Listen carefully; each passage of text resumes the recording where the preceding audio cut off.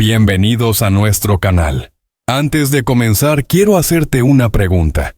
¿Qué pasaría si más de 20 años después de la muerte de una leyenda nacional, el propio Estado decidiera entrar en su casa en silencio absoluto?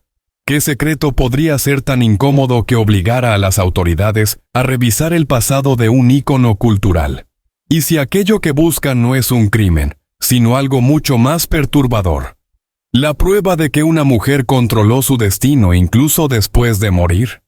Si este tipo de historias te intriga, te invito desde ahora a apoyar el canal con un like, compartir este video y suscribirte. Activa la campanita para no perderte ningún episodio. Y si quieres que sigamos investigando historias ocultas como esta, puedes usar el botón Super Thanks. También te animo a dejar tu opinión en los comentarios, porque esta historia no solo se escucha, se discute. Hoy vamos a sumergirnos en un relato que mezcla poder, memoria, dinero y mito. Una operación secreta en el corazón de Ciudad de México. Una mansión congelada en el tiempo y el nombre de una mujer que todavía impone respeto, María Félix. No hablaremos de ella como simple actriz, sino como una arquitecta de su propia leyenda. Y todo comienza una tarde cualquiera. Un martes aparentemente inofensivo, cuando la ciudad entraba en ese estado extraño entre el ruido del día y la calma de la noche. A esa hora, cuando los restaurantes comienzan a llenarse y los edificios gubernamentales se vacían, sonó un teléfono que casi nunca suena. No era una línea común. Era un canal reservado para decisiones que no deben circular en papel. Del otro lado no hubo discursos ni explicaciones legales, solo una orden precisa: revisar discretamente la antigua residencia de María Félix en Polanco. Sin prensa, sin testigos, sin filtraciones. Cualquier cosa encontrada debía tratarse con extremo cuidado. El encargado de ejecutar la orden fue Omar García Harfuch, hombre acostumbrado a operaciones visibles contra el crimen organizado, pero no a caminar dentro de la historia cultural de su propio país. Cuando colgó, no sintió miedo ni sorpresa, sino algo más incómodo: curiosidad. María Félix había muerto en 2002. Para entonces ya no era solo una persona, era un símbolo. Entrar en su casa no era un operativo común, era intervenir un santuario. La mansión de Polanco no gritaba lujo moderno, era otra cosa, una cápsula de los años 70 y 80, un México detenido en mármol, terciopelo y madera oscura. Desde afuera parecía un museo privado.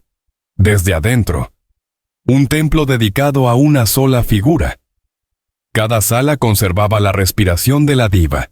Sillones europeos, lámparas francesas, esculturas, retratos, fotografías donde María miraba al mundo con ese gesto que no pedía permiso.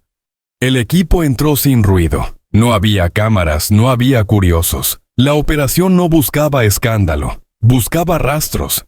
Pero algo llamó la atención desde el primer momento. No era lo que había, sino lo que faltaba.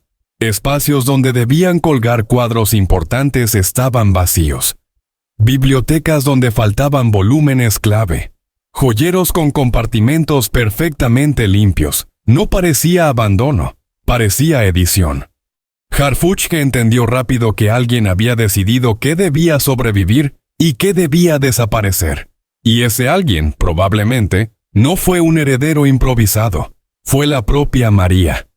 Porque María Félix no era una mujer que dejara cosas al azar. Desde joven había comprendido que la imagen es poder. Nació en Sonora en 1914, en una familia rígida donde la belleza no era un privilegio, sino una amenaza. Muy temprano aprendió que ser distinta significaba aprender a defenderse. Su primer matrimonio fue violento. Y de ahí extrajo una regla que marcaría toda su vida: nunca depender de ningún hombre. Con apenas unos pesos en el bolso, llegó a Ciudad de México en 1940. No llegó pidiendo oportunidades, llegó imponiéndolas. Cuando el director Fernando Palacios la vio por primera vez, quiso hacerle pruebas como a todas. Ella se negó, no iba a demostrar nada. O la aceptaban como era o no la aceptaban. Esa actitud, que a otros les habría cerrado puertas, a María se las abrió todas. En pantalla no interpretó mujeres sumisas. Interpretó voluntad. Sus personajes eran elegantes, fríos, seductores, dominantes. María no solo actuaba, diseñaba su presencia. Elegía ángulos, controlaba maquillaje, aprobaba fotografías, decidía qué versión de ella circularía por el mundo. En una época donde la industria moldeaba a las actrices, ella moldeó a la industria. Y ese control no se quedó en el cine.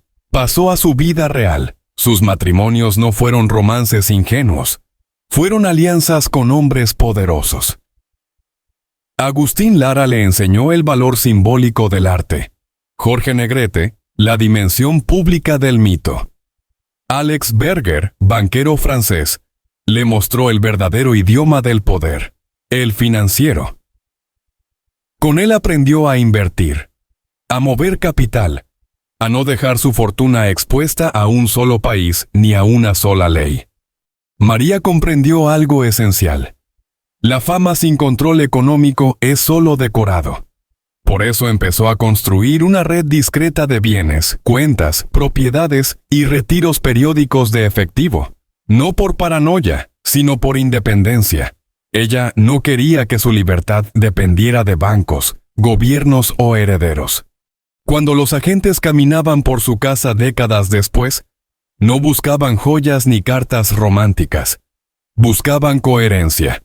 Y lo que encontraban era una casa cuidadosamente incompleta, como si la actriz hubiera convertido su propio hogar en una versión editada de su biografía. Cada pasillo hablaba de presencia, pero también de silencio. Las habitaciones conservaban perfumes antiguos, telas europeas, relojes detenidos. Sin embargo, en ciertos cajones había marcas de haber contenido algo pesado durante años. No polvo, sino huellas de ausencia. Entonces surgió una pregunta inquietante. Si María había retirado cosas antes de morir, ¿qué decidió esconder del futuro? ¿Qué parte de su historia no quería que sobreviviera? Para entenderlo, Harfouch y su equipo tuvieron que dejar de pensar como policías y empezar a pensar como biógrafos. María Félix no fue solo una actriz exitosa. Fue una estratega de sí misma. Cada gesto público estaba calculado. Cada entrevista construía una versión de la verdad. Ya no mentía, seleccionaba. Y cuando una persona vive seleccionando su propia narrativa durante 60 años, también selecciona lo que deja atrás. La operación en Polanco no era una cacería criminal. Era una excavación simbólica. Revisar la casa de María Félix era revisar cómo una mujer convirtió belleza en autoridad y autoridad en patrimonio. Mientras la tarde caía sobre Ciudad de México y las luces se encendían en Polanco, Harfouch entendió algo más. No estaban entrando en una propiedad. Estaban entrando en un sistema mental, en la lógica privada de alguien que nunca aceptó ser objeto, sino sujeto de su propia historia. Y esa lógica, como pronto descubrirían, no se limitaba a cuadros o vestidos. Se extendía al dinero, al silencio y a una habitación que todavía no sabían que existía. Aquí no hay aún un crimen, ni un escándalo. Hay algo más sutil, la sospecha de que María Félix diseñó su vida como una obra y su muerte como un último acto de control. Lo que encontraron después no contradice el mito, lo profundiza. Si esta historia te está atrapando, recuerda apoyar el canal con tu like, compartirlo y suscribirte. Activa las notificaciones y usa Super Thanks si quieres que sigamos revelando relatos ocultos como este. Y ahora dime en los comentarios, ¿crees que una leyenda tiene derecho a esconder su pasado? ¿O el pasado siempre termina reclamando ser visto? La orden exigía discreción absoluta. No había firmas visibles. No había documentos circulando por oficinas. No había notificaciones judiciales que pudieran filtrarse. Todo se movía por canales cerrados, como si la propia operación tuviera que existir solo mientras se ejecutaba y desaparecer después. Eso, en sí mismo, ya decía mucho. Porque cuando el Estado decide revisar el pasado de un símbolo nacional, no lo hace por curiosidad histórica, sino porque algo en ese pasado todavía tiene peso en el presente. Lo extraño no era que buscaran algo en la casa de María Félix. Lo extraño era que lo hicieran más de 20 años después de su muerte. La mayoría de los archivos personales de una actriz se convierten en patrimonio cultural, en exhibiciones, en material de museo. Pero aquí no había museos, había silencio.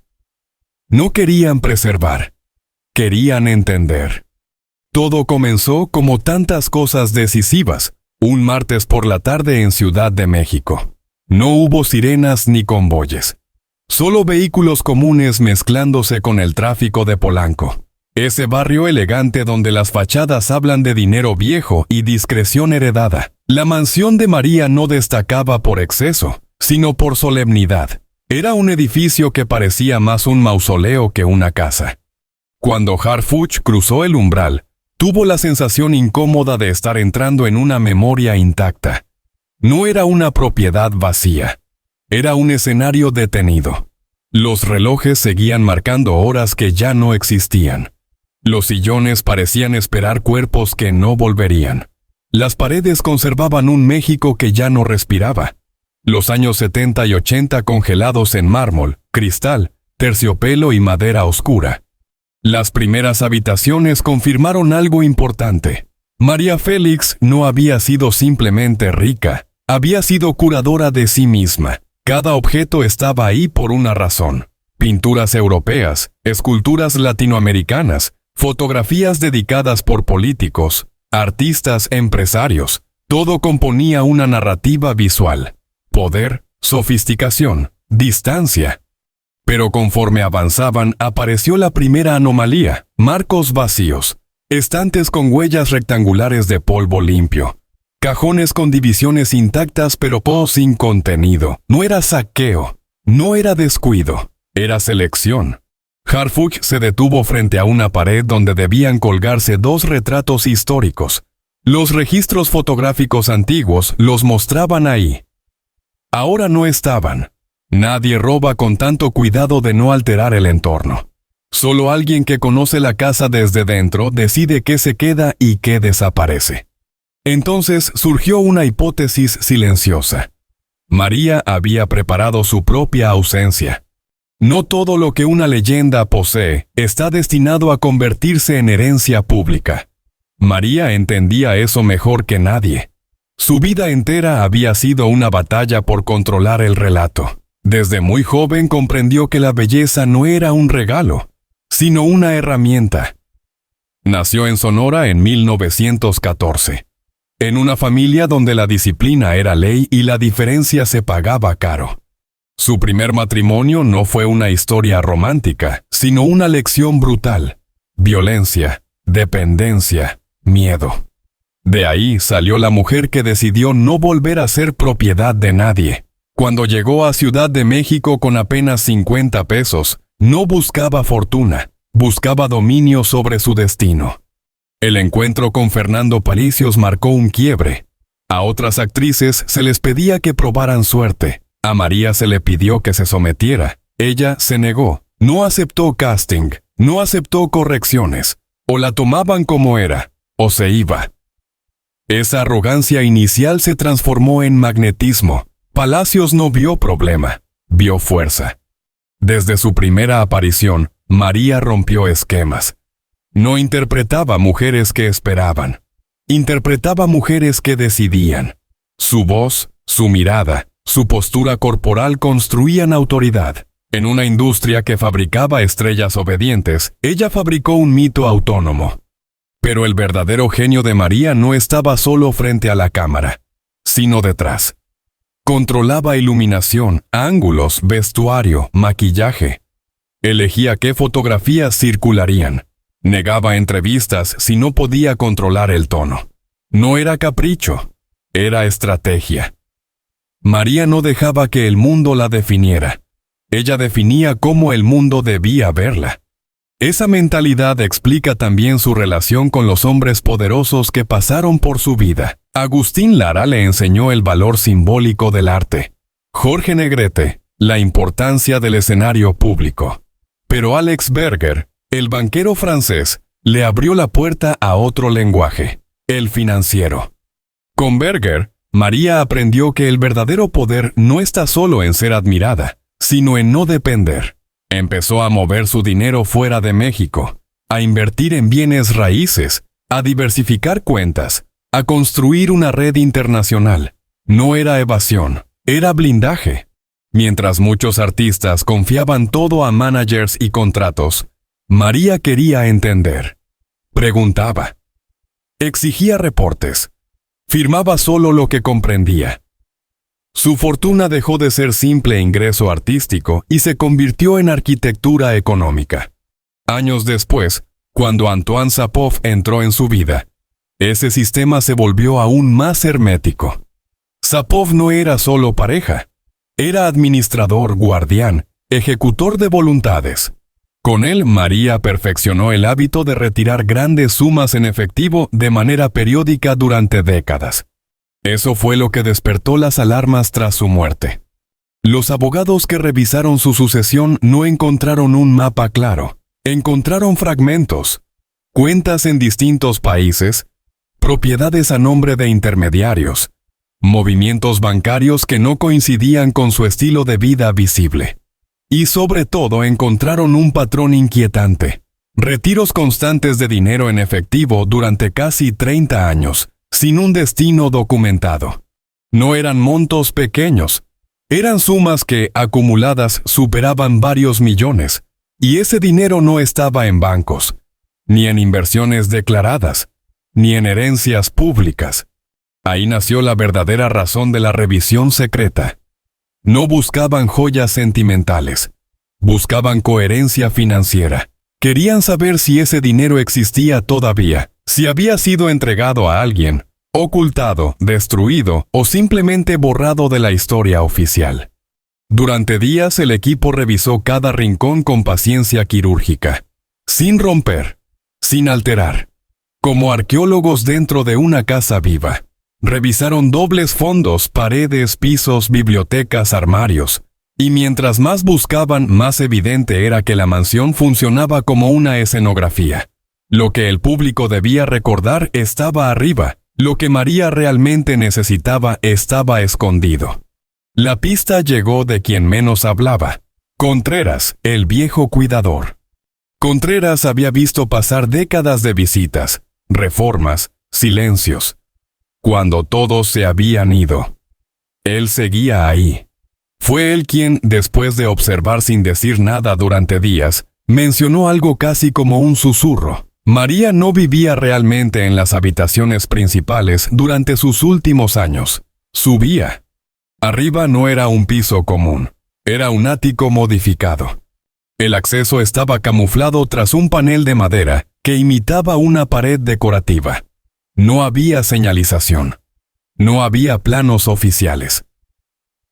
Al abrirlo, apareció una escalera estrecha, muy distinta al lujo del resto de la casa.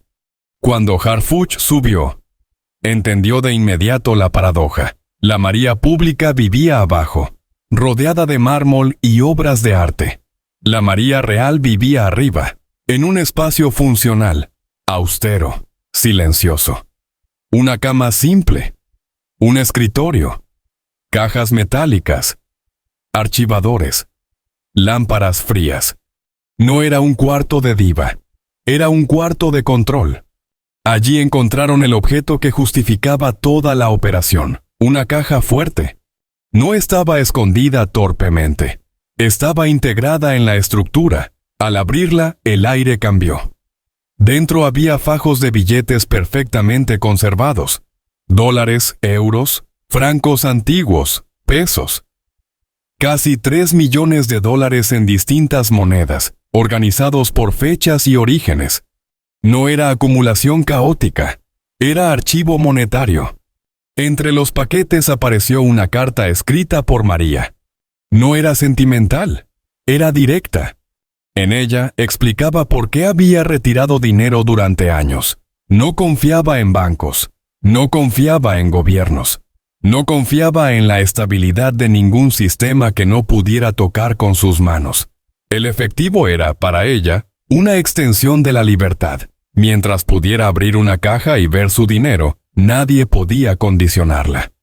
Escribía que la verdadera independencia no consiste en ser famosa, sino en no deberle nada a nadie, ni favores ni explicaciones. Debajo de la carta había fotografías que nadie había visto. María sin maquillaje, María riendo, María cansada, María humana. No la estatua, la persona. Y finalmente, una nota de Zapov. Ahí se revelaba el último acto de la diva. Zapov confirmaba que había cumplido su voluntad: destruir documentos sensibles, mover parte del dinero a destinos que no dejarían rastro público y asegurar que su hijo recibiera lo que María había decidido, no lo que el mundo reclamara. No había crimen, no había lavado, no había conspiración. Había un diseño. María Félix había convertido su fortuna en una declaración política personal. Nadie administra mi libertad excepto yo. Cuando Harfuch cerró la caja fuerte, entendió que no estaban frente a un escándalo, sino frente a una filosofía. María no escondía dinero por miedo, sino por soberanía.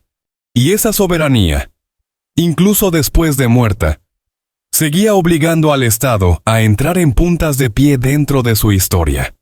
El hallazgo de la caja fuerte no cerró la investigación, la abrió hacia adentro, porque el dinero encontrado en el ático no explicaba todo, solo confirmaba que María Félix había construido un sistema propio, paralelo al visible. 3 millones en efectivo eran importantes, pero no justificaban por sí solos décadas de retiros constantes. Eso significaba una cosa: la caja era solo una estación, no el destino final. Cuando el equipo revisó los paquetes, notó algo más inquietante.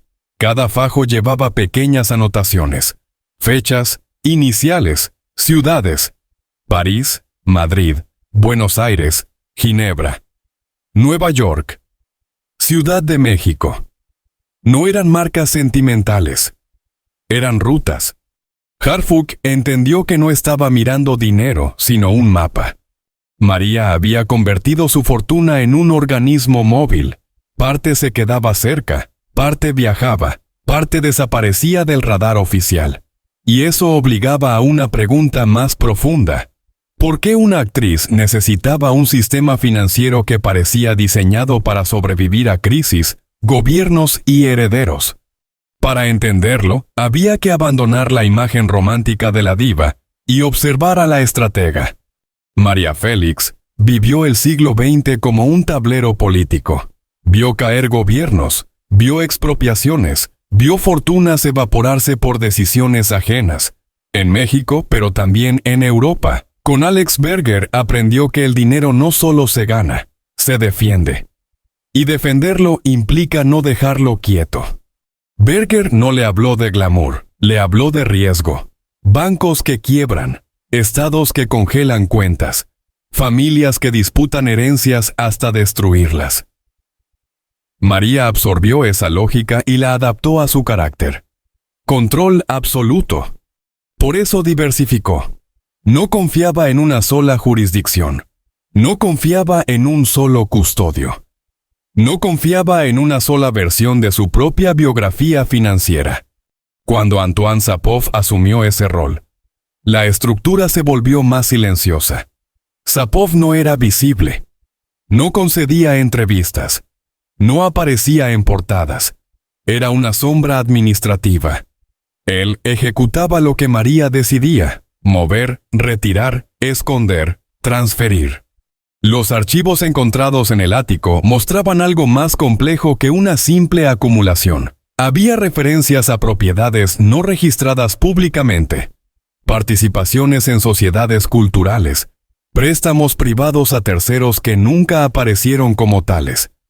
María no solo guardaba dinero, lo hacía circular sin dejar huellas evidentes. Eso explicaba por qué, tras su muerte, los abogados se enfrentaron a un rompecabezas. La herencia oficial no coincidía con la vida real de la actriz. Faltaban capas. Cada capa tenía una lógica: evitar dependencia, evitar chantaje, evitar que alguien más decidiera por ella. Pero el elemento más interesante no era económico, sino psicológico. María no concebía la riqueza como lujo, la concebía como autonomía. El dinero era la última barrera entre ella y cualquier forma de sumisión. Eso se reflejaba incluso en la manera en que organizaba su espacio. Abajo, el teatro, mármol, arte, símbolos. Arriba, la ingeniería, cajas, papeles, lámparas frías, dos Marías coexistiendo. La estatua pública y la administradora privada. Harfuch pasó horas leyendo notas manuscritas. No eran confesiones, eran instrucciones, pequeños textos donde María hablaba de sí misma como si fuera un proyecto. No depender, no explicar, no ceder. En una de ellas escribió algo que llamó la atención del equipo. La fama es ruido, el control es silencio. Esa frase explicaba toda la casa. Mientras afuera el nombre de María Félix era sinónimo de escándalo, lujo y carácter, adentro ella vivía como una arquitecta del sigilo. El dinero en efectivo no era miedo. Era filosofía. Si nadie podía congelarlo, nadie podía usarlo contra ella. Pero el equipo todavía tenía una incógnita. ¿Por qué mantener parte de ese sistema oculto incluso después de morir? La respuesta estaba en la relación con su hijo. María no fue una madre tradicional. Su carrera, su carácter y su visión del mundo la alejaron del molde doméstico. Pero nunca dejó de pensar en herencia como continuidad, no como reparto. Ella no quería que su fortuna se convirtiera en un botín público, ni en un objeto de litigios interminables. Quería que siguiera siendo herramienta, no espectáculo. Por eso, según la nota de Sapov, parte del dinero fue transferido de manera discreta al hijo, sin pasar por los circuitos que transforman patrimonio en circo mediático. María desconfiaba tanto del Estado como del público. Sabía que una vez muerta, su nombre dejaría de pertenecerle, y ese era el único punto que no podía controlar del todo. Pero sí podía controlar el mecanismo. Por eso destruyó documentos, borró rutas, editó su propio archivo. Lo que Harfuch comprendió entonces es que la investigación no trataba de detectar delitos, sino de entender una ética privada. María Félix no quería ser recordada como una mujer rica, sino como una mujer imposible de administrar por otros. Cada billete, cada anotación, cada espacio vacío de la mansión era una línea de esa ética. Incluso las ausencias hablaban. Cuadros retirados, libros que no estaban, joyas que habían sido movidas antes de que nadie más pudiera decidir sobre ellas. María seleccionó su legado como un editor selecciona capítulos. Y esa selección no obedecía a sentimentalismo, sino a coherencia con su personaje interior. Ella sabía que el mito necesita luz, pero la libertad necesita sombra. La filtración posterior del operativo generó ruido. Columnistas hablaron de conspiraciones, de dinero oculto, de secretos oscuros, pero quienes entendían a María sabían que nada de eso encajaba con su biografía real. María no huía, María gobernaba. Gobernaba incluso su desaparición material. La mansión con sus salas elegantes y su ático funcional se convirtió así en un espejo de su mente. Abajo la narrativa pública, arriba la maquinaria silenciosa. Cuando el equipo terminó de documentar todo, Harfuch no sintió que hubiera cerrado un caso, sino que había leído el último capítulo escrito por alguien que jamás aceptó ser un personaje secundario en su propia vida. No había culpa en ese cuarto. Había método. Y el método de María Félix no buscaba esconderse del mundo, sino impedir que el mundo la poseyera por completo. Porque para ella, la verdadera riqueza no estaba en cuánto dinero tenía, sino en cuántas decisiones nadie más podía tomar por ella. Eso, más que cualquier cifra, era el verdadero secreto que la mansión de Polanco conservó durante décadas. Cuando la operación terminó, no hubo conferencia de prensa, no hubo fotografías oficiales, no hubo titulares inmediatos. La casa volvió a cerrarse como si nada hubiera ocurrido. Desde fuera, la mansión de Polanco seguía siendo solo un recuerdo elegante de otra época. Pero por dentro, ya no era la misma, porque alguien había leído la última voluntad invisible de María Félix.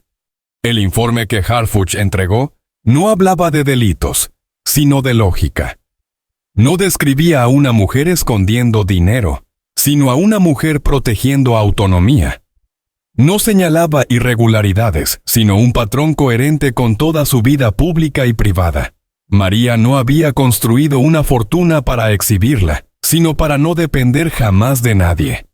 En un país donde durante décadas el poder político, económico y cultural ha sido controlado mayormente por hombres, María Félix fue una anomalía peligrosa. No porque fuera rebelde, sino porque era eficiente. No gritaba contra el sistema, aprendía el sistema y luego lo utilizaba mejor que quienes lo dominaban. Su belleza fue la puerta, su inteligencia fue la llave, y su disciplina fue la estructura que sostuvo todo. María entendió antes que muchos algo fundamental. La fama es frágil, pero el control es sólido.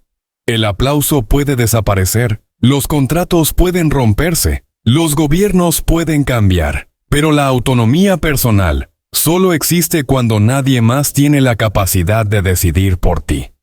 Por eso editó su imagen, sus entrevistas, sus relaciones, sus bienes. Por eso eligió qué debía ser visto y qué debía desaparecer. No para engañar, sino para proteger el núcleo de su libertad. Después de la revisión, la mansión fue vendida. El ático fue remodelado. La caja fuerte ya no existe. El cuarto donde María realmente pensaba quedó absorbido por una arquitectura nueva, más moderna, más impersonal. Pero la desaparición física del espacio no borró su significado. Porque los lugares no guardan secretos. Los secretos los guardan las personas. Y María Félix fue una persona que convirtió su vida entera en una declaración silenciosa. No pertenezco a nadie. Con el paso del tiempo, la filtración del operativo alimentó rumores. Algunos hablaron de conspiraciones, otros de dinero sucio, otros de pactos ocultos. Pero esas versiones dicen más del morbo del público que de la lógica de María. Ella no actuaba desde la culpa, actuaba desde la soberanía. Si observamos su trayectoria completa, todo encaja. La niña de Sonora que entendió que la belleza sin carácter es vulnerabilidad. La joven que escapó de un matrimonio violento. La actriz que se negó a hacer casting. La diva que imponía ángulos y silencios. La empresaria que aprendió a mover capital. La mujer que retiraba efectivo no por miedo, sino por independencia. Nada fue improvisado. Incluso su muerte fue administrada. No dejó que el mundo decidiera qué hacer con ella.